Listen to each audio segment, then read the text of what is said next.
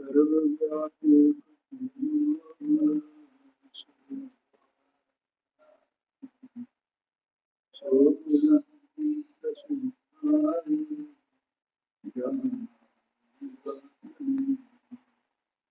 नमः सर्वेश्वराय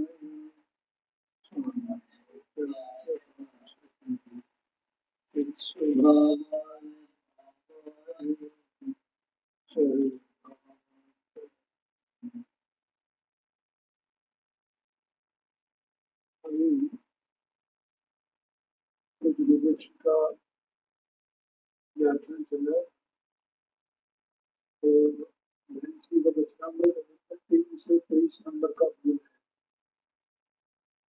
भैंसी में ऐसा बताया है कि श्रुति ज्ञान है। एक तो श्रुति ज्ञान भी आत्मा को जानता है, भाव श्रुति, और आगम प्रमाण समस्त पदार्थों को जानता है जैसा भगवान ने जाना है। लेकिन केवल ज्ञान की ताकत कितनी है और श्रुति ज्ञान की ताकत कितनी, ये बात उसमें आई वचनों में। केवल ज्ञान को भैंसी ने बोला कि जैसे कि एक पहाड़ हो रत्नमय और उसका एक कण हो छोटा सा, जैसा उस पहाड़ में और उस कण में अंतर है, ऐसे ही शुद्ध ज्ञान में और केवल ज्ञान में। शुद्ध ज्ञान माने भाव शुद्ध ज्ञान,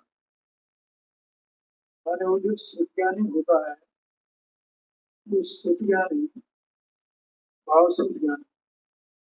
तो शुद्ध केवली होती है ना, शुद्ध केवली माने द्वादशांग का पाठ करने वाला। तो अंतर्मूर्त में द्वादशांग का पाठ करता है,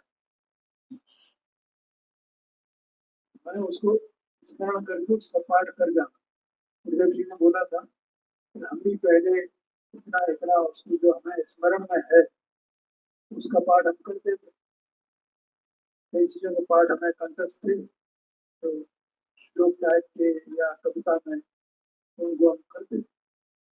ऐसे ही द्वादशांग का ज्ञाता उस अंतर्मूर्त में वो भाव से ज्ञानी श्रुत के भी तो अंतर्मूर्त को उसका पाठ करता, तो भी उसका ज्ञान कितना है कि उस पर्वत के सामने उस कण के बराबर केवल ज्ञान इतना है। एक दिन मैंने बताया था, आप लोगों को ख्याल हो, जैसे केवली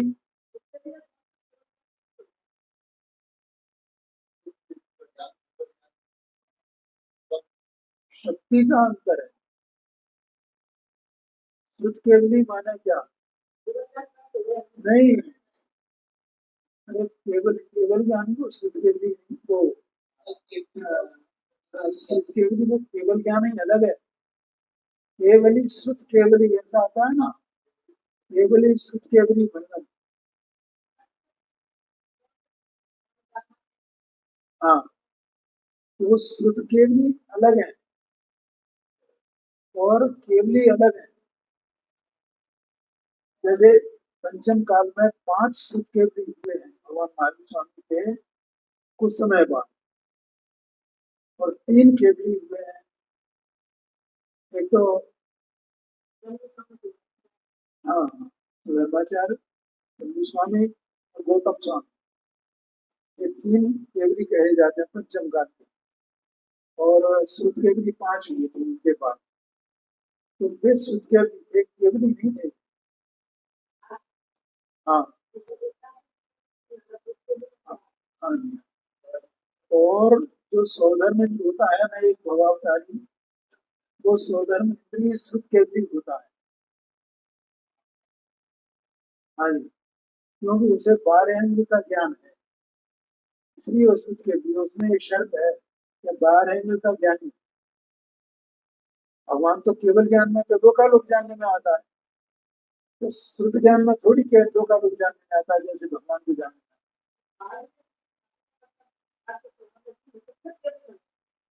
हाँ जी, केवल ज्ञान प्रकट हुआ ना, अनंत चतुष्टय प्रकट होता है, तो उसमें केवल ज्ञान होता है। उससे पहले तो छदमस्त हैं, उनके ज्ञानावरणी दर्शनावरणी और चारित्र मौनी, ये सब कर्म का सद्भाव है वहाँ, अंतराय कर्म का भी सद्भाव, तो उनको श्रुत के भी कहा जाता है। और भगवान के तो चारों कर्मों का अभाव हो गया, घातीय कर्मों का अभाव हो गया, इसलिए वे केवल, ऐसा समझना। तो ये भी अच्छी बात रही कि हमारा प्रश्न करते हैं।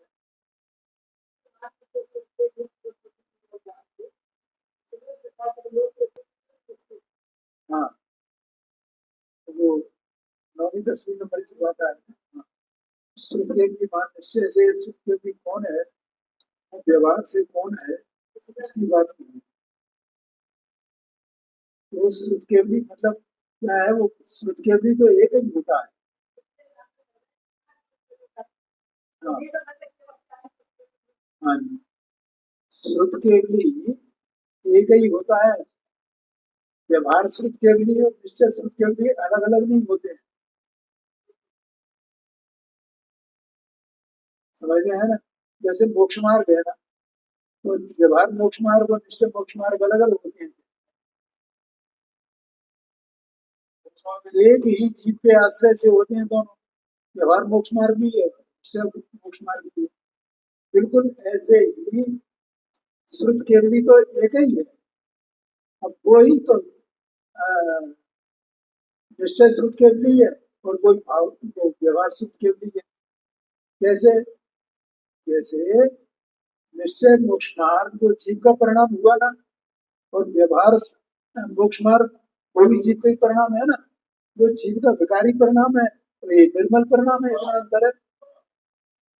ऐसे ही जो श्रुत केवली है, तो श्रुत केवली का जो निश्चय श्रुत केवली है, तो वे अपने आत्मा को जानते हैं अपने ज्ञान से, इसलिए वे निश्चय श्रुत केवली, ठीक है। और 12 अंग को भी जानते हैं, इसलिए वे व्यवहार श्रुत केवली।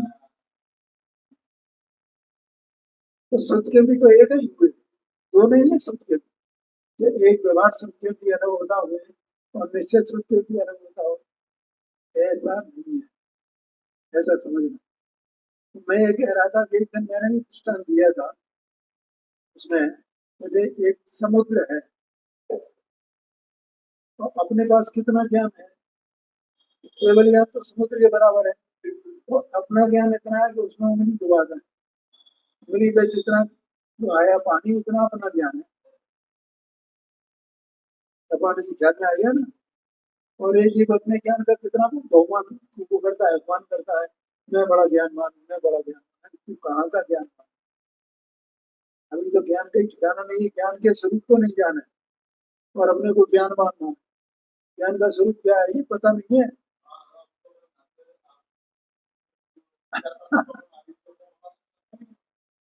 क्या भैया, ज्ञान का स्वरूप नहीं मालूम, इसका मतलब आत्मा का स्वरूप नहीं मालूम है। जो आत्मा के स्वरूप को जानता है वो ज्ञान के स्वरूप को जानता है, और जो आत्मा के स्वरूप को नहीं जानता वो ज्ञान के स्वरूप को भी नहीं जानता है। तो आत्मा स्वयं ज्ञान स्वरूप है, ऐसा है। अब देखो यहाँ पर पांडे जी और कुतुब जी का गाथा 211, ये तो कल हो गया ना पांडे जी।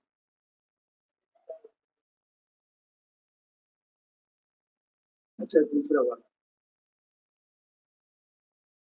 ज्ञानी इतना जानता है कि मन है,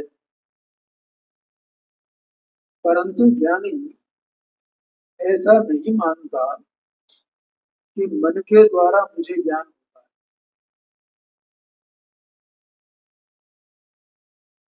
ज्ञानी ऐसा जानता है कि मन है,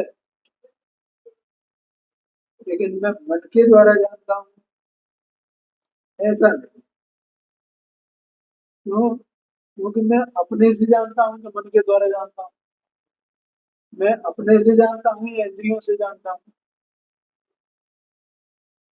ऐसा उसे स्वानुभव हुआ है ना, इस कारण से जानता है। ये तो अपन भी जानते हैं कि मन से नहीं जानता है, इंद्री से नहीं जानता है, अपने से जानता है। हम भी तो जानते हैं ना, नहीं जानते? तो रोजाना पढ़ रहे हैं और कह रहे हैं बोलो पानी। ठीक है, मैं वैसे कह रहा हूँ कि हम जानते हैं कि नहीं जानते? हम भी जानते हैं। तो हमें ज्ञानी में अंतर क्या रहा? ये वाह! तो जिसने स्वानुभव के द्वारा अपने आत्मा को नहीं जाना है तो वो ज्ञान को नहीं जानता है। तो मैं ज्ञान हूँ ऐसा नहीं जानता है, और मैं अपने से जानता हूँ ऐसा नहीं जानता है। अपन तो ऐसे ही मान रहे हैं ना कि मैं इंद्रियों से जान रहा हूँ, भले ही इसकी बातें बनाते हूँ। क्या मानो, इसकी बातें बना रहे हैं ना अपन, ये बातें ही तो बनाना है, और क्या है। लेकिन जब तक स्वानुभव नहीं हुआ तब तक बातें बना रहे हैं। तो ज्ञान का स्वरूप नहीं जाना, आत्मा का स्वरूप नहीं जाना। स्वानुभव के बिना हो ही नहीं सकता है। तो ज्ञान का स्वरूप नहीं जाना माने कि मैं जानता हूँ ये नहीं जाना, मैं कैसा जानता हूँ, क्या हूँ, मैं कैसे जानता हूँ। 17-18 का गाथा है ना सारथी शास्त्र में, आबाल गोपाल सबको ही सदा ही आत्मा ही अनुभव में आने पर, तो आत्मा ही अनुभव में आ रहा है, लेकिन आत्मा की दृष्टि नहीं है ना उसको। ये अपन कहते हैं ना कई बार कि हर चीज जानता है तो मैं जानता हूँ, मैं जानता हूँ, मैं जानता हूँ। लेकिन तू कौन है भाई जानने वाला? तू इतना जानता है कि नहीं जानता है? तो तेरे जानने में जानना तो आ रहा है। इसका मतलब आपाल गोपाल सबको ही सदा ही आत्मा ही अनुभव में आने पर वो जानना आत्मा ही तो है।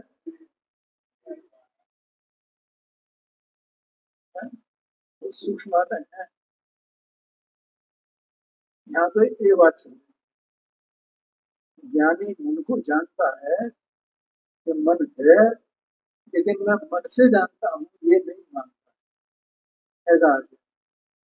और ये एक लाइन में कितना मत भरा है।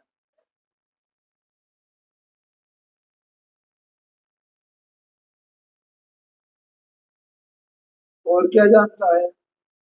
यह तो ज्ञान की सहज स्वाभाविक शक्ति है कि जिसके कारण निमित्त का ज्ञान स्वयं से स्वयं में होता है, ऐसा यथार्थ जान। ये जो मन को जाना ना, मन है, तो वो मन का ज्ञान हुआ उसे, अपने ज्ञान में मन का ज्ञान हुआ ना। तो मन का ज्ञान हुआ तो उसमें मन तो परद्रव्य है ना, तो वो परद्रव्य स्वयं निमित्त है ना। उस निमित्त के कारण वो मन ज्ञेय है, परज्ञेय है, उसके कारण ज्ञान ने जाना उसको। लेकिन वो ज्ञान तो अपना ही है, अपने से अपने में जाना है ना, मन से नहीं जाना है, या किसी और भी ज्ञेय को जाने को। मन के निमित्त से किसी भी ज्ञेय को जाने तो वो ज्ञेय निमित्त हुआ ना, कि ज्ञेय से नहीं जाना है, न मन से नहीं जाना है, अपने से जाना है। स्वयं में स्वयं से स्वयं का ज्ञान हुआ है, ये कह रहे हैं। हाँ जी, हाँ जी, हाँ। यह तो ज्ञान की सहज स्वाभाविक शक्ति है कि जिसके कारण निमित्त का ज्ञान स्वयं से स्वयं में होता है, और ज्ञान अपने से परिणमित होता है। देखो क्या होता है, ये बात तो ये कई बार अपन चर्चा में ले चुके हैं कि ज्ञानी को स्वानुभव हुआ ना, तो स्वानुभव में उसके साथ कौन था पूरे विश्व? देव थे, कपूर थे, के शास्त्र थे, के इंद्रियां थी, के मन था। किसके अवलंबन से उसे स्वानुभव हुआ? बोलो, बताओ पांडे जी। किसके अवलंबन से? अपन जैसे अपन की बाहर अपने जानना हो रहा है ना, तो ये तो इसमें इंद्रियों का अवलंबन है, मन का अवलंबन है, इंद्रियों का अवलंबन है, लेकिन स्वानुभव में कौन अवलंबन है? ठीक है पांडे जी। तो स्वयं अपने से ही अपने ने अपना ज्ञान किया है ना उसने। तो इस ज्ञान करने में उसे अपने स्वावलंबन का मतलब परावलंबन के अभाव का ज्ञान हुआ क्या नहीं हुआ?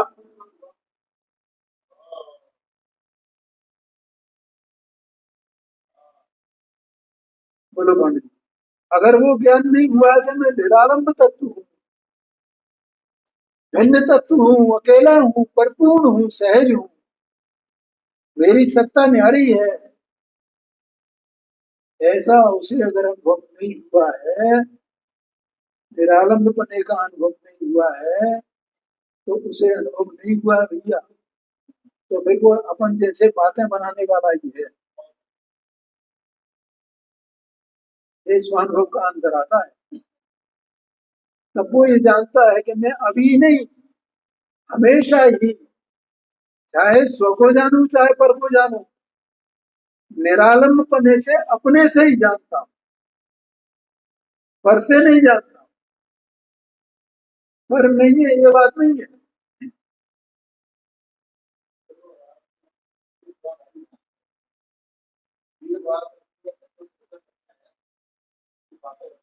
हाँ जी,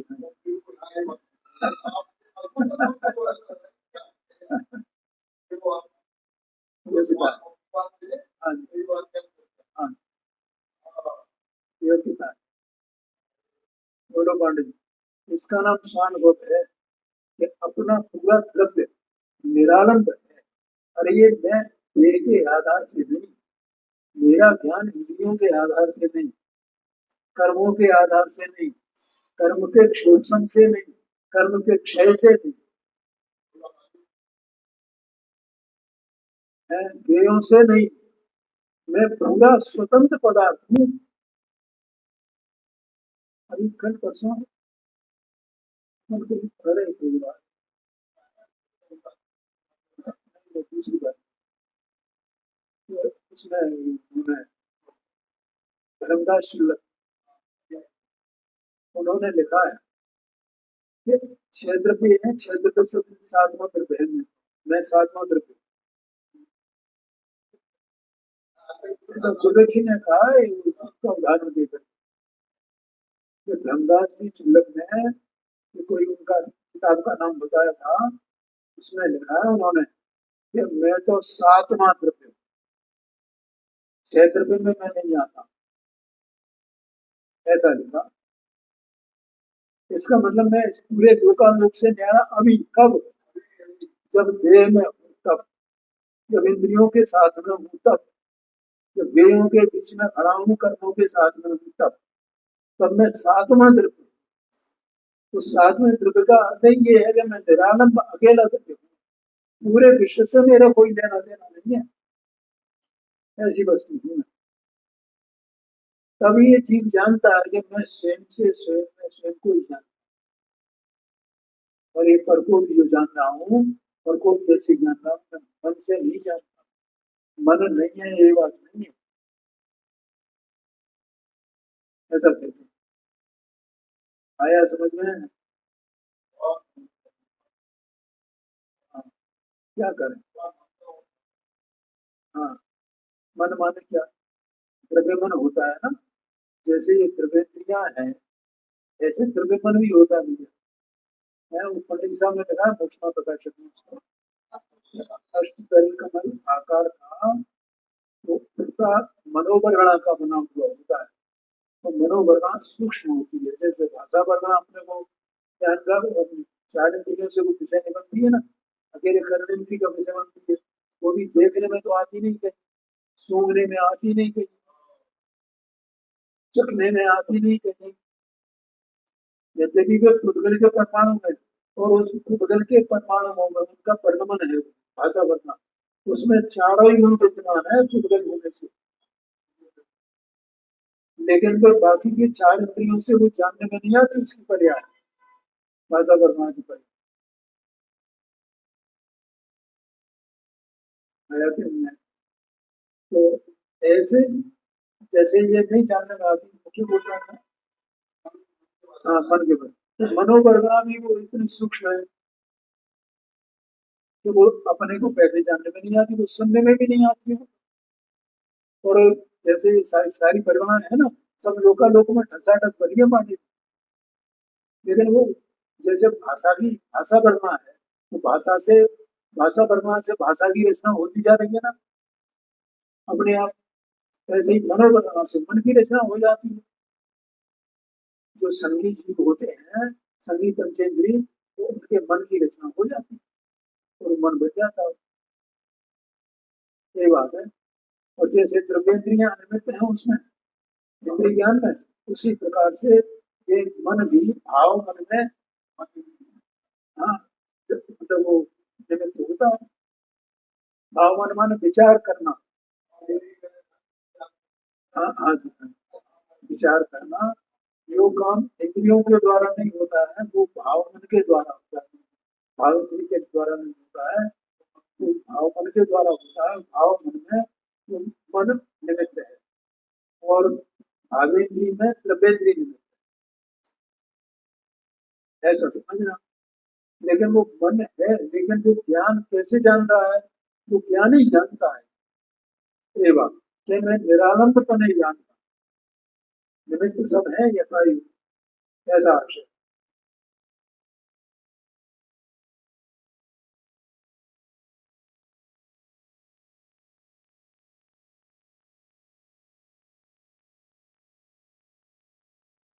हाँ, ये आगे कहा भगवान, तू तो चैतन्य स्वरूप है ना,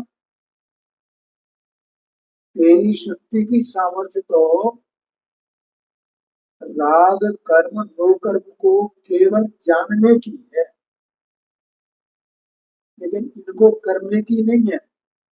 इनको भोगने की तेरी शक्ति नहीं है, क्योंकि ये सब इनमें पड़े हुए हैं। तू इन्हें स्पर्श ही नहीं करता, तू तो अबद्ध स्पष्ट है ना।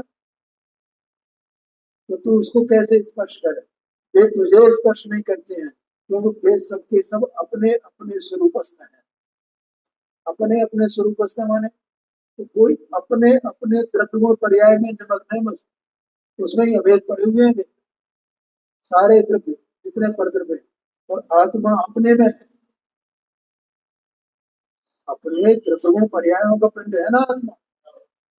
और वे परद्रव्य अपने द्रव्य गुण पर्यायों का पिंड है। अब ये जीव नहीं जानता है तो उनमें राग द्वेष करता है, ये इसका स्वरूप नहीं है, ये कहते हैं। भाई यह जड़ मन वचन काय तेरी चीज नहीं है, इस कारण के लिए इनसे इनका ज्ञान होता है, ऐसा नहीं है।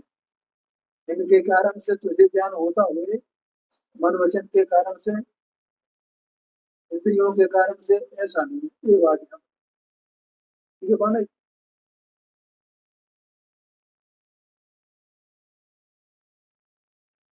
देखो यहाँ पर